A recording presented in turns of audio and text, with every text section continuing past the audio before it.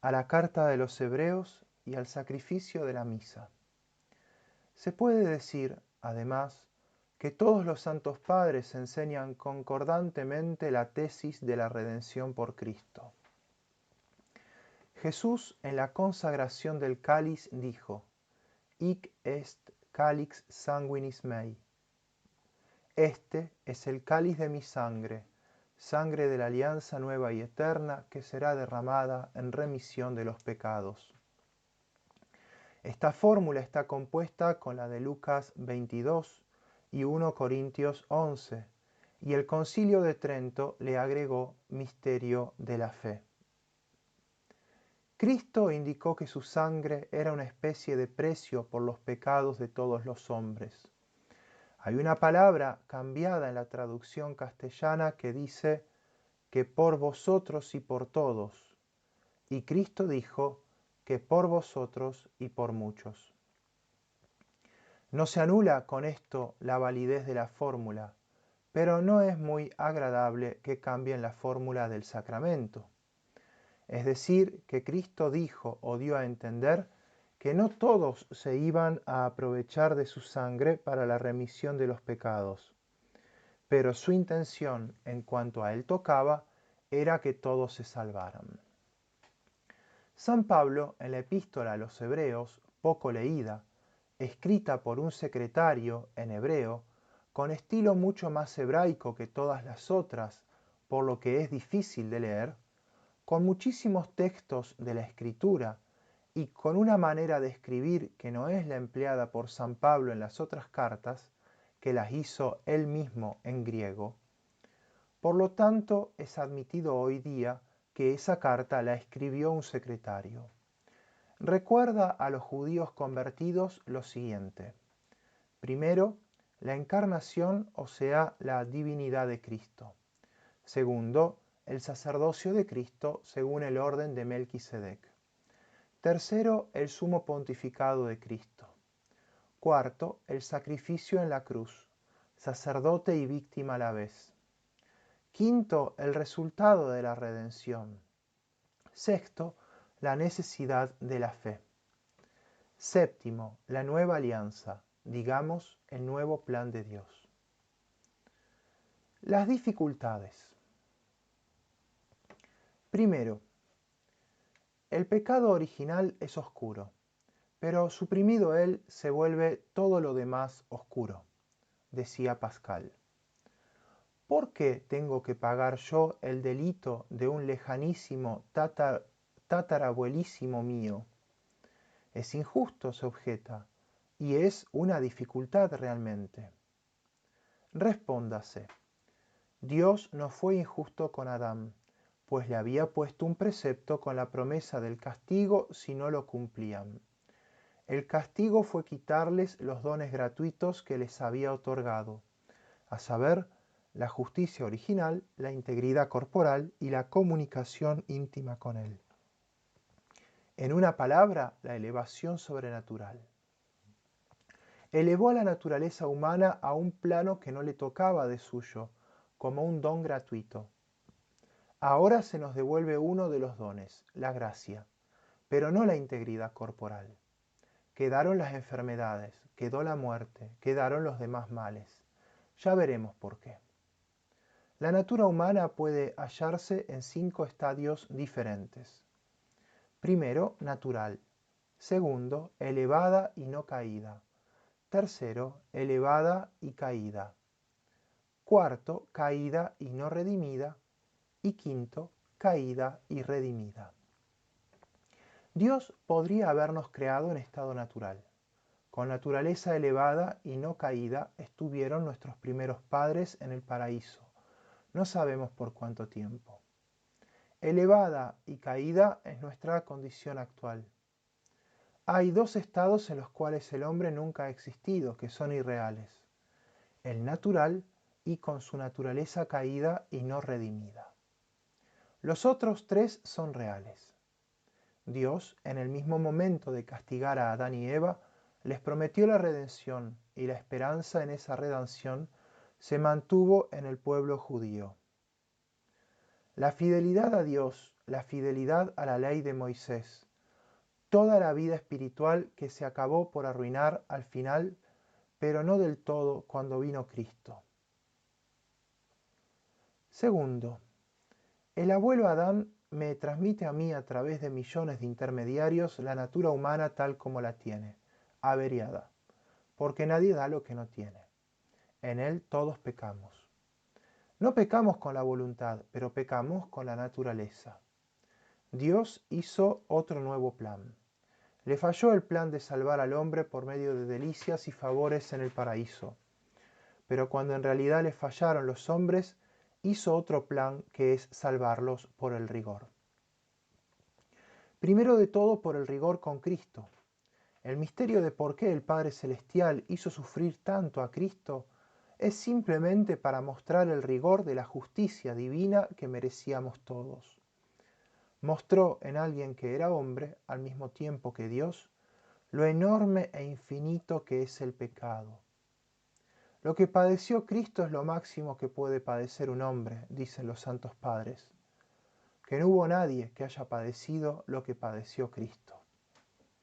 Tercero, en el dicho teológico que el pecado de Adán dejó la natura humana spoliata gratuitis vulnerata naturalibus, lastimada en lo natural, se ha de entender, lastimada en el hecho de tener que existir ahora en tierra que da abrojos y espinas, como le dijo Dios a Adán, y no en un jardín de delicias, o sea, el paraíso.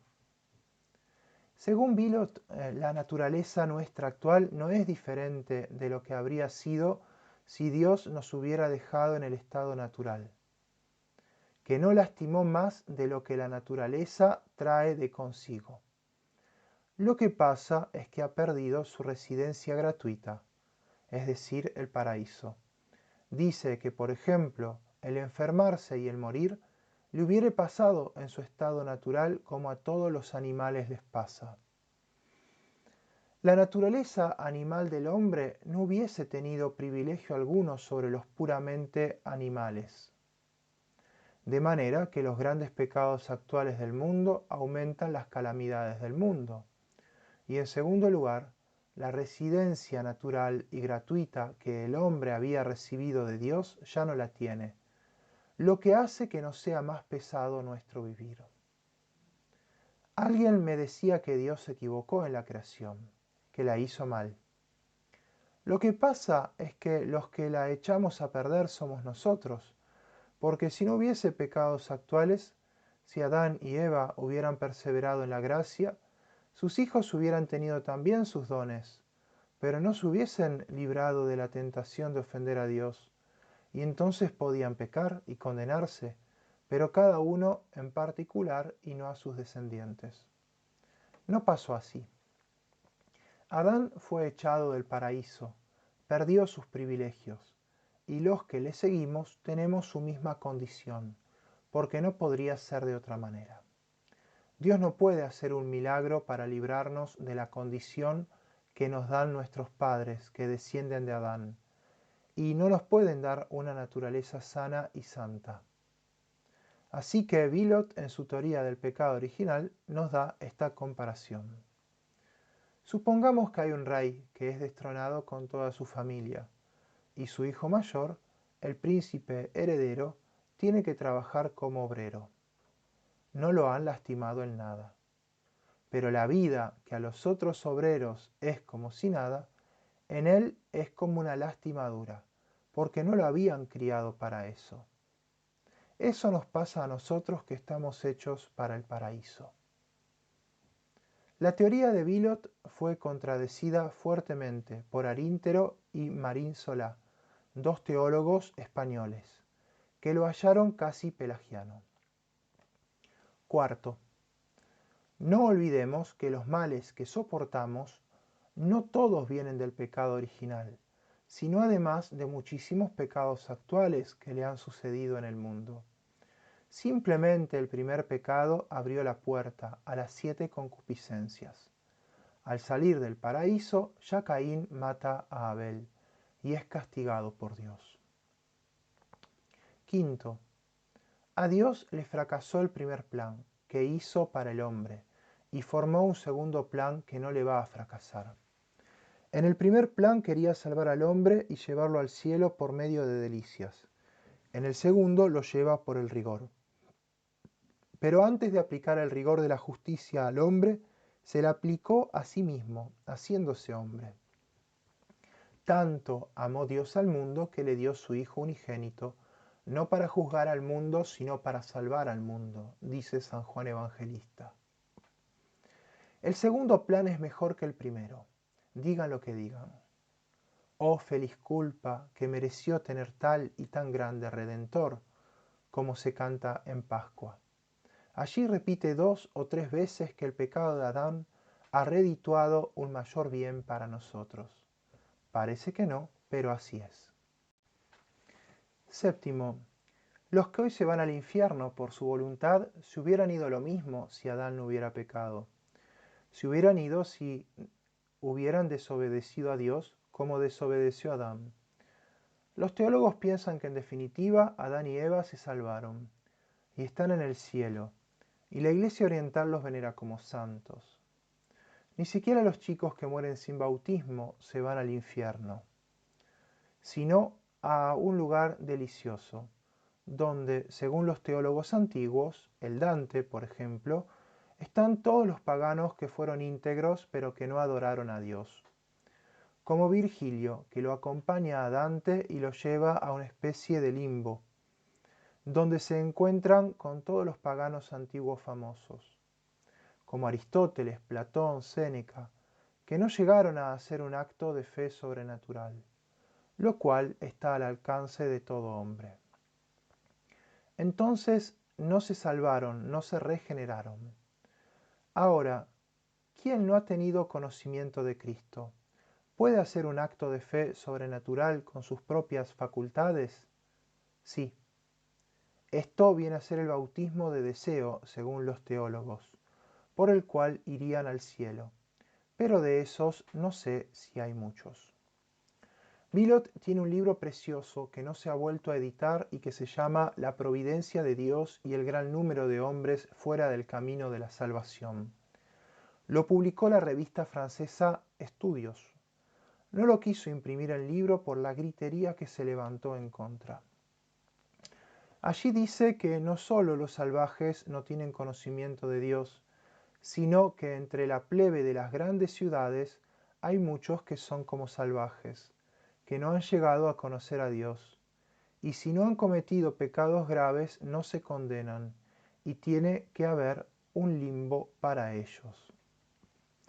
Villot anduvo investigando en todos los etnógrafos, lingüistas y exploradores y comprobó que existen salvajes que no tienen conocimiento alguno de Dios.